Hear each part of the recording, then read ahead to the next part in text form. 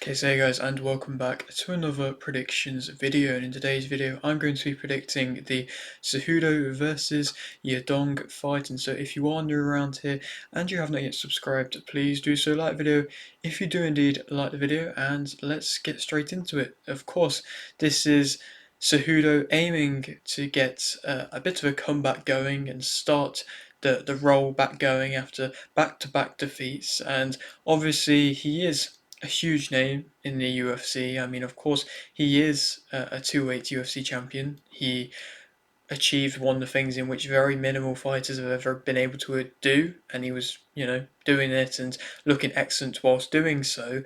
And he's always going to get these big opportunities, if that being headlining a fight night, or if that being, just fighting against one of the top guys in the division. And you kind of think, even if he does only just kind of scathe a win versus Yadong, you would probably favour him to get a relatively nice matchup next time out. And so, this is huge for Cejudo and huge for Yadong as well. I mean, everybody's already kind of underestimating Yadong's chances, but I think when you look at Cejudo's last performance, I'm going to go into that in just a moment, it's showed a lot of weaknesses, and I believe that these weaknesses have just recently come about, but at the same time, Yadong has some real chances to really catch Cejudo when perhaps mentally he isn't in the right place. And so, so it's going to be an interesting fight. It's perhaps a retirement fight for both, but that was a kind of brief introduction.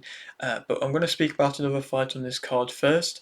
Obviously, this card was meant to have some great fights on it, and it was meant to be a really stacked card, and a card in which for fight night it was looking excellent. I mean, it had Dominic Cruz versus Font, which was a great matchup, really. I think in the way of the fight would have gone, I'm sure it would have been a great fight. Build up wise, I definitely think there was some better matchups there available for Dominic Cruz. A Cejudo rematch could have been there. I mean, Cejudo definitely had some other big matchups that could have been there instead of this fight. But, like I say, that would have been a good fight. And, well, instead now we've seen Cruz go on to retire, which is, to be honest, a shame, if anything. He has been an excellent UFC fighter, Dominic Cruz, and has brought some amazing moments. I mean, just the whole build up with Cody Garbrandt alone was just some great moments, and he is an excellent commentator, and I'm sure he's going to carry on with that and continue doing that very well, because he does have that really high level of knowledge in the UFC, in which I can only really dream of having. But yeah, it was sad to see that he's retired, but I think at the same time it does make sense. And his career, he's one of them guys where if the injuries weren't continuously happening, then his career definitely could have progressed a different way and panned out a different way and gone better for him. But he's just been, very unfortunate with everything that's happened. Of course, Blades versus Kunyev is another fight that was meant to be on That was an interesting matchup. I mean, Blades going from fighting really high up in the rankings. I mean, not that long ago he fought against Tom Aspinall. It might have been his last fight. I can't remember off the top of my head, but yes, he lost that quite badly, but to then invite somebody into the top 15 in their first fight in the heavyweight division in the UFC, it's surprising to see that the UFC are giving these opportunities to these fighters who haven't really, deserved it as of yet. I mean, he hasn't, so like I mentioned, his first fight in the UFC and going straight into a top 15. I mean, obviously we've seen Asakura do that in the flyweight division, but just at the same time, there is good names in the heavyweight division, but it's just interesting to see, and it seems like that has been rescheduled. I'm not necessarily sure when exactly for, but yeah, like I say, it seems like that's been rescheduled. That was meant to be on this. Barboza versus Garcia, another fight. Vieira versus Chiasson, another fight. Abdul Malik versus Trocoli, another fight. Abdul Malik is, I believe, still fighting on this card. And Fugit versus Dulalov is another fight that was meant to be on this card. 6 fights to be written off of a fight night card is crazy to hear, to be completely honest. I mean, this is the first time that the UFC's been in Seattle since 2013. You could tell that they wanted to put on a big show and have a big event as it, and it was looking like an excellent fight night, and I personally was really excited for it. I mean, there has been some great fight nights in the UFC so far this year, and so I thought this had the real potential to be another one, but obviously that isn't the case, and we don't have a bad card. There is still some good matchups, and I'm going to talk about one in just a moment, but yeah, it's a little bit of a shame to see that these ones have been cancelled, and will we see some of them again? I mean, obviously we won't see Cruz again, but yeah, we'll have to wait and see.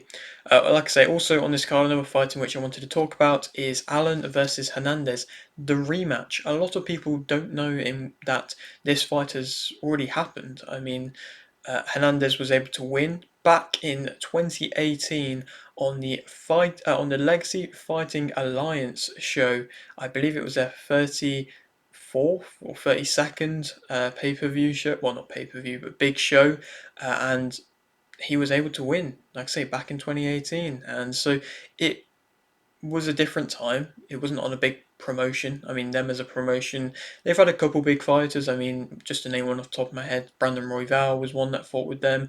So they have had a couple notable names fight on their shows, but nothing too crazy. It was just interesting to see that both of these guys have had a career which has panned out to them now getting this rematch opportunity. And obviously, like I mentioned, both of them have changed a lot in their career in that time.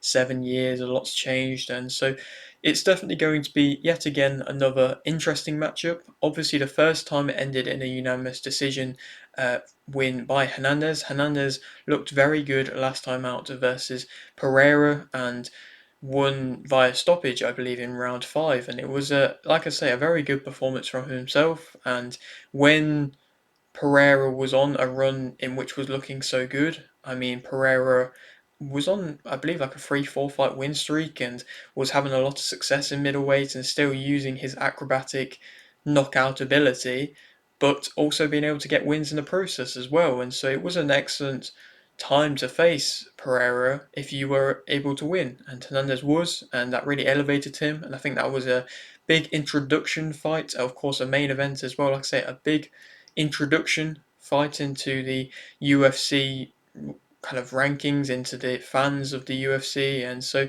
it was just great to see, to be completely honest, that he was able to do so well. And like I say, he's definitely a threat in the middleweight division, and I would love to see him progress on and go on and have some more big fights in the division. And this is a great big fight for him to have, to be completely honest, as Allen, he's coming off a loss versus Imavov. Of course, that loss has aged well for him, to be completely honest, because Imavov, obviously, we just saw him go on to fight Adesanya last time out. He won via stoppage, and so it's definitely a fight, like I said, that's aged well, but at the same time, he got taken to the ground and he showed quite a few weaknesses. These weaknesses we haven't really seen too much so from him so far in his UFC career. He has been stopped a couple times. I mean, Sean Strickland knocked him out, and so he has been stopped in the division, but he was on a good run and he was looking good, and he got on a couple of good wins. I think he won against Paul Craig, and so a couple notable names as wins, but then he got stopped, of course. Well, he didn't get stopped, but he got halted in his momentum via Amavov, and now welcomes the opportunity from Hernandez. Of course, normally if you lose in the rankings, you then kind of have to fight somebody lower than you because you have to give them the opportunity, and that's normally how things work in the UFC. And I just, in general, really do like this matchup. I think it has the credentials to be a great fight. I think that Hernandez is going to win via unanimous decision. I believe that he really gained momentum and speed and confidence into the latter parts of the 5 round fight versus Pereira, but I don't believe, first of all, that this is a 5 round fight. I believe it's a 3 round one, but I still believe going into the 3rd round and, late into the second as well, he can have a lot of success. I think he can take Allen onto the ground and really work well against him. He was able to physically take Pereira to the ground, and Pereira seemed like the much bigger fighter out of the two, and Hernandez was still able to have a lot of success, like I say, on the ground, and really kind of halted Pereira's striking, in which you kind of have to do against something like Pereira because he is so strikingly heavy. He has a lot of weaknesses in his ground, which Hernandez exposed, and I believe he's going to expose that similarly to that of what Imavov did versus Allen in this fight. And like I say, I think Hernandez is going to win the rematch. like I mentioned, via unanimous decision. Going back to speak about the main event, though, so, like I mentioned, this could be a retirement fight for the two of them. I mean, obviously, Cejudo hasn't been the same since we watched him fight back in 2020 when he was really, looking amazing. 2019, 2020, 2018 when he was dominating fights. And I mean, he had that win versus Dominic Cruz, then he retired. It was a very surprising retirement, and it was, he said that he had a girlfriend and he wanted to start a family. I believe he has done that since. I might be wrong, but it's just was an interesting thing to see that he was retired, on top of the world. There's been very few fighters that have been able to do that and, stay out of the sport. I mean, George St. Pierre, Habib, they're the kind of two main names that you think about. Perhaps John Jones if he retires soon. Yeah, like I say, the main names in which you think about when you think of retired fighters at the top of their game still. And so Cejudo kind of did that, and he had that, I suppose, leverage with UFC fans and just made him more respected, I suppose.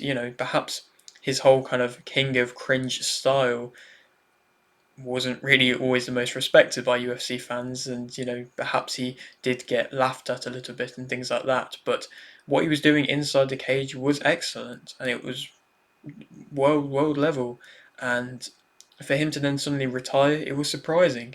Then he came back. He said that he wanted to, get back going again, and he still believed that he had a lot in him to show. And then the Aljamain Sterling fight came, the Dvalishvili fight came, and things just haven't been the same.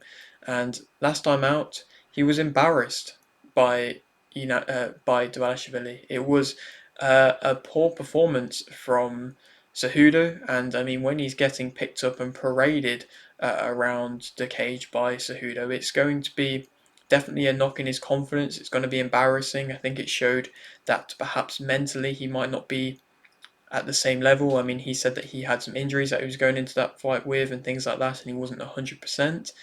But when you do get embarrassed at that level, you're definitely going to say that. That's what's going to happen. Obviously, again, it's a fight that has aged well for him, and that loss has aged well. He's gone on to then do great things with Valashvili.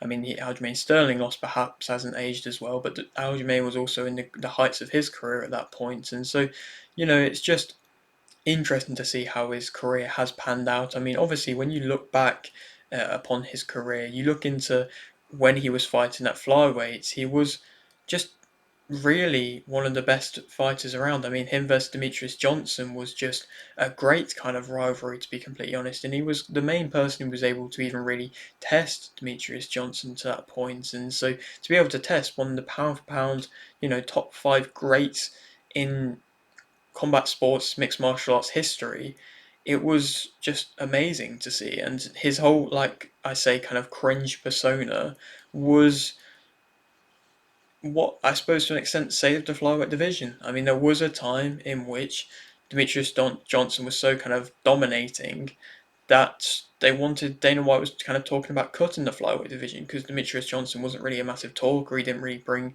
too many, I suppose, eyes to the division, and I'm sure UFC were probably losing money at that point as a result of the division just not really doing too much. And now to an extent we are seeing that a little bit at the moment. But Cejudo was definitely able to revive that division with his interesting persona and with his fights at the same time, able to get stoppages. He was able to, like I say, really turn things around, and so he definitely has a huge legacy in the sport, and it's definitely something in which you can't underestimate or overlook. And obviously he spoke about trying to get back down to the flyweight division. Do I believe that that will ever happen? No, to be completely honest. I mean, first of all, he has to beat Yadong, and he has to show to me that he's still willing and wanting to really dig deep and push through if things get tough. But I just think he is way too bigger for that opportunity. I just don't think that he could physically get down to that division and be able to also really kind of put on any sort of a good performance. I think physically he would just be so weak if he got down to there, and Pantoja would just be able to expose him really easily with the wrestling and the grappling because, like I say, he would just be feeling so weak. And so it's a shame that perhaps we'll never see him at flyweight, and he definitely would have brought eyes again to the division and definitely would have had an entertaining fight versus Pantoja to an extent, or revitalized the division and given Pantoja a test in which he needs. But I just don't see it happening physically. I just don't really want it to happen, to be completely honest. And so, obviously, like I mentioned, Cejudo, he's achieved loads in his career. He, of course, like I say, two-weight champion, and of course as well getting that gold in the Olympics. That's definitely again something in which you can't overlook or not mention when you speak about him, especially when this perhaps could be his last fight in the UFC. Obviously, if he does lose, this is a step down in opponent, a severe kind of step down. This is his first fight night that he's fought since 2019, and it's giving off the same kind of vibes that we saw from Adesanya and Amavov. That Adesanya was fired up, seeing that he was ready to go, and he was training with Robert Whittaker, and things looked really good. But then he got stopped badly, and it was a real bad night for him. Not saying that Cejudo is going to get stopped badly necessarily, but perhaps things are could go that way, and it wouldn't surprise me if it did go that way, to be completely honest. But like I say, he won that gold in the Olympics, and he was just such an amazing wrestler. And even though he hasn't got any submissions, he has been just such an amazing wrestler. And to be fair, in the UFC, when you think about American wrestlers, that's kind of how the UFC started, but there's really not that many around anymore. I mean, Kayla Harrison, of course, is one which is an excellent name in the women's rankings. But when you think about, I mean, Ronda Rousey was a great one in the women's side of things as well. But in the men's side of things, there isn't really too many off the top of my head. I mean, you think about some excellent fighters that were American Olympic wrestlers, and Cormier was one, a great name, of course, and a heavyweight champion that was, arguably one of the best we've ever seen. Ben Askren, another great fighter as well, perhaps didn't always get the best of luck in the UFC, but was still an excellent fighter and won championship as well, and he was still a champion in the UFC. I mean, another one, Mark Coleman, another amazing fighter, a legendary type fighter as well. So there has been some excellent American Olympic wrestlers who have been able to come into the UFC and have so much success. Cejudo is probably, the biggest, or on paper the one that's achieved the most, but there isn't really that many around at the moment. Bo Nickel perhaps is somebody who you kind of look at. Bo Nickel, I don't believe he went to the Olympics, but it's still like an American type wrestler who's coming up. But there just, like I said, doesn't seem to be too many at the moment that's actually going and making this progression and having success in the UFC. And, there's always going to be that argument of wrestlers versus strikers versus, all these different styles, which style is the best. But like I say, we're just not really seeing too many wrestlers having too much success from America at the moment, which of course is a surprising thing. Speak about more Yadong's side of things. Obviously, like I say, this could be a retirement fight for him. He's in one of the most stacked divisions in the bantamweight division, alongside now Cejudo as well. There is some excellent fighters in this division. If he can win, then it's a huge win for his career. He's never been able to win at a step up. He beat Chito Vera back in 2020, which was a big win for him. Vera wasn't at the heights in which he's kind of been at in his career. That wasn't the peak of his career, so it was a bit before that. But still, it was a very good win at the time, and he did gather a bit of momentum. He had some other big wins to an extent as well. I mean, the Ricky Simons win was a good win, and like I say, he's fought a few guys that have been unranked, but when he's come to fighting kind of higher up ranked guys, I mean, Sandhagen lost that one, Jan again lost that one last time out, and Jan did kind of manhandle Yadong to an extent, and Jan is an excellent fighter. Of course, we just seen him beat Figueiredo, and that was a great win for him, and so he showed that he still has quite a lot left to give, but yeah, he got shown up in that fight, to be completely honest, Yadong. And again, another performance in which he looked poor. And so they're both coming off poor performances, both of these guys. When you look at, the possibilities, though, of the winner, like I say, they can go on to great fights. I'll list a few of them at the end, but we'll have to wait and see. Obviously, he's a Chinese UFC fighter. There is a lot of success in the women's side of things with them at the moment, with, of course, Zhang Weili and Yao Xiaonan. But when you look in the men's side of things, perhaps there hasn't always been the most amount of success. I mean, Li Jing Liang had the most fights in the UFC, most Chinese fights in the UFC, most Chinese fighter with the most fights in the UFC. There we go. But then, there's not really too many others to speak about. I mean, I'm a fan of Min Yang, who's coming through as a light heavyweight at the moment, but he hasn't ranked yet, and we'll have to wait and see. He just put on a good performance last time out. But when the UFC went to China for that Yan versus Figueiredo card, a lot of the Chinese fighters lost. And there was quite a few upsets as well from them losing. So there really isn't too much Chinese talent. So if Yadong is wanting to showcase his country and the ability that they have, he would really be up for this fight and really be wanting to put on a good performance. And of course, it's, rank 7th versus rank 8th. They're meant to be at a similar skill level. This fight, of course, is going to prove that, and we will have to wait and see. And, to do something in which, I probably should have done near the start of the video to just kind of give a base overview of this fight. Of course, Cejudo is 16-4 with 8 KOs and 0 submissions, and Yadong is 21 8-1 with 9 KOs and 3 submissions. This fight is a 5-round fight in the bantamweight division. Cejudo's, like I said, last fight was a loss via unanimous decision versus Dvalishvili, and Yadong's last fight was a loss via unanimous decision versus Yan. Cejudo is 38 and Yadong is 27, so of course there is, another thing there, a huge age gap realistically between the two of them. So of course that could play a factor, that could be a deciding thing. Cejudo being past it definitely could be a thing, and Yadong, if he retires, he would be young to retire. Obviously, he could go on and try and fight at another weight, but will he get them same opportunities? I'm not too sure. If he does lose, I'm not too sure. Speak more about Cejudo as a fighter, kind of mainly going off his last performance, but I'll touch about a few things in which I've seen, from when he was at his peak and at his best. Of course, he still has strong power. In the early parts of the fight versus Dvalishvili, he landed a good shot and was able to hurt Dvalishvili. Dvalishvili has shown that he can be hurt, and Cejudo sat down on his punch, landed a big shot, and showed that he can hurt. Yadong also has that good power when he sits down on his shots, so there definitely could be a big knockout moment in this fight.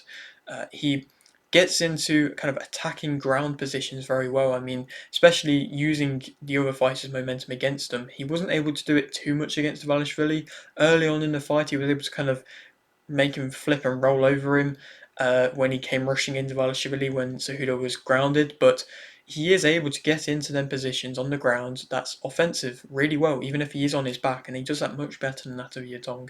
He has much better in close striking as well, in clinch striking as well, coming out of a clinch. He will land knees, he will land big overhands, big shots, and most of the time they will hurt. He's definitely got a solid chin. I mean, even he showed that last time out versus Dvalishvili. He's not the biggest of punchers, but he landed some big shots against Cejudo, and Cejudo was able to take them very well from what it seemed, and didn't really seem too phased to fight them. And when the age comes in as a factor, sometimes, of course, the chin will go, but we haven't seen him get stopped badly yet, which is why perhaps there is still a bit of time in his career that he can showcase that he's still at a good level. Perhaps he might still have a bit left more to give because he hasn't been damaged too much in fights. He is often relaxed in bad positions, which means he can make the adjustments and work things out even if he is in bad positions. He is a very good at kind of turning and flipping you around if he's on the cage, even if he's on his back on the cage.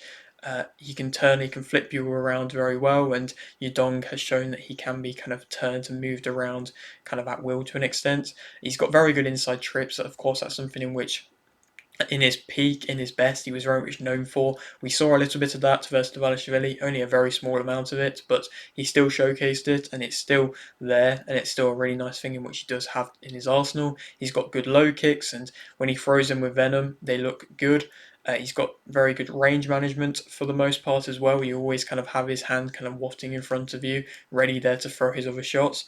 He throws you to the ground a lot of the time as well. Of course, he wasn't really able to do that last time out, but he can do that, and he has done that when he was at his best. He is often quite explosive.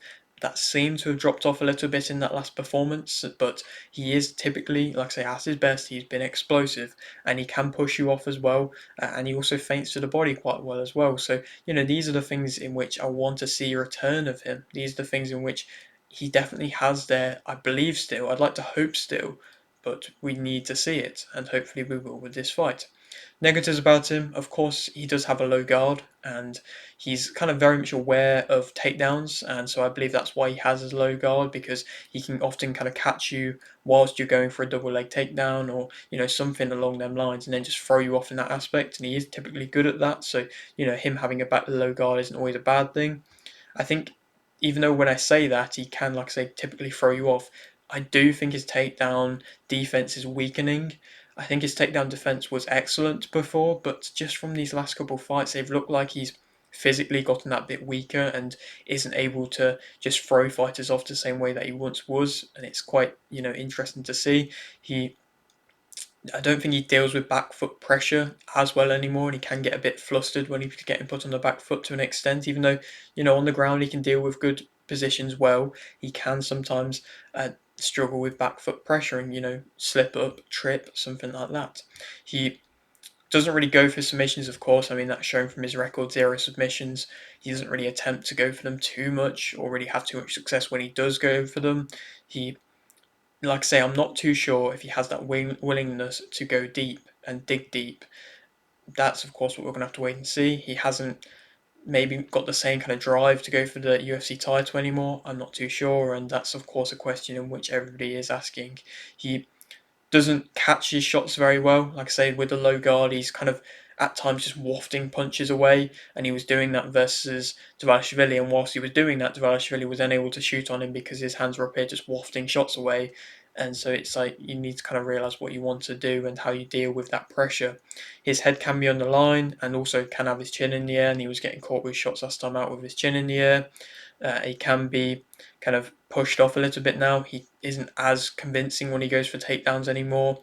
He doesn't keep you off, I feel like, as well as what, like I say, he used to be able to, and he does tire. It seems like he really couldn't deal with the pace of Dvalishvili. That's no surprise. No real guy seems to be able to deal with the pace. Even last time out, Umar Nurmagomedov wasn't able to deal with the same kind of pace. Cejudo looked very tired into the later rounds versus Merab. Yadong, as a fighter, though, of course, he is known mainly for his fast hands. It has been something in which it's been highlighted. His counters are very good, his reactions are very good, he can follow off his jab, and it's nice to see. When you can get it going, his striking timing can be excellent, and when he has had success most of the time, it's through that. And like I say, going back a few fights to that Ricky Simons performance, he was able to really get his striking timing going and really hurt Ricky Simons and drop him multiple times. And so if he can get that going, perhaps he might be able to catch Cejudo out. He walks you down a lot of the time. He'll put on that pressure, like I say, just continuously walking you down with the big overhands in which he'll throw. He finds range himself very well. I think he catches shots better than that of Cejudo. I think that's why he can respond better as well. He's got big combinations. I think he throws all his shots with intent. He's got solid scrambles to an extent, so you might be able to keep Cejudo from getting him off the ground. I'm not too sure though, and like I say, his striking timing typically is good. If he gets his kicks going as well, then it's nice, but he doesn't always get it going, and last time out he looked very limited in his striking variety. Negatives about him, he doesn't necessarily make adjustments. I don't really think he did or made too many adjustments in his style to try and change things up, make things different versus Jan. I think he just stayed a lot of the time to the same game plan, and obviously it wasn't working. I think his physicality isn't really that good, and he, is a strong-looking figure, but he doesn't utilize his physicality well enough to be able to keep you on the ground. And Jan was just continuously just able to stand up anytime that Jan tried to get him to the ground, and it was just wasteful to see, to be completely honest. If he got in that good positions, Jan just stood up and pushed him off. He doesn't make the most of good positions, like I say. His takedown timing isn't really excellent, to be honest. He can struggle fighting in close. His defensive movement really isn't anything too impressive either. I think he can be flat-footed. I think, like I say, his striking variety last time out was poor. He doesn't really deal too much damage or throw too much when he's off the back. If he's continuously put on his back, then he'll just kind of lose will and just not really throw too much. I think he is open to takedowns. I think, like I say, he can be turned easily, and I think throughout the fight he will probably fade. Similarly, maybe to an extent for Cejudo, so I think maybe going into the latter rounds, if it does get there, it could be a bit of a slugfest type contest. Cejudo is the favourite for this fight, and I think that Cejudo is going to be able to win via TKO in round 4. Like I say, this is giving off the same kind of vibes as Adesanya versus Imavov, but I believe that Cejudo is going to be able to showcase that bit more than what Adesanya was able to do, because I believe Cejudo still has a chin and can still take shots. I think Cejudo is going to be able to have success getting Yadong down to the ground better than that of what he did versus Merab, because Merab I don't think I think Moral's much more physically stronger than that of a Yadong, and I think Yadong gives up them takedowns way too easily and just gets thrown to the ground quite often, and also, like I say, gets turned quite often as well. And so I think even if Yadong gets in a good position on the ground, he's not going to be able to have the same level of success. Of course, Yadong might be able to land power shots striking, but like I say, I feel like Cejudo might be able to just walk through them to an extent. And like I say, Cejudo, I believe you could probably get him out through ground and pound and win, like I say, via TKO in round 4, which would be a great victory for him, a convincing way to show that he can still fight at the higher levels of the UFC division, in a division which, like I've touched upon, is very, very stacked. Then who he could go on to fight next, like I mentioned, I feel like there is some excellent matchups there in the division for him. Of course, Dominic Cruz would have been one of them. As a rematch, I would still personally love to see it, but of course, it seems like we've seen the end of Cruz now. O'Malley could be a good matchup as a fight. That would be a great fight, and hopefully we'll see that. And I think it's makes sense. That was kind of one of the fights in which I wanted to see this year. That fight again, and so you know O'Malley, of course, is coming off the loss versus Merab. Cejudo's coming off the loss versus Merab. It does kind of make sense, and I don't think O'Malley's going to come back for any other fight other than a title fight or possibly a Cejudo fight, because there is that kind of needle there. So we will have to wait and see. Perhaps a Figueiredo fight could happen. Maybe that could be a good fight to be made. Figueiredo still, he's got that legacy of being a champion in flyweight as well. He went up into the bantamweight division, wasn't able to capture the belt or get an opportunity at the title in the UFC division, but didn't look bad versus Jan. So definitely there could be a fight there. Or Corey Sandhagen as well. I mean, Sandhagen lost quite badly, convincingly versus Nurmagomedov, but that's no discredit to him. He was on a good run before that. He's still ranked highly. He's still a very well-known, notable name in the division. I just feel like Cejudo is going to be wanting one of the more notable names in the division after this fight. And so yeah, that is it for today's video. Hope you did enjoy. Like video if you didn't need a like video. Subscribe if you're new. And thanks for watching.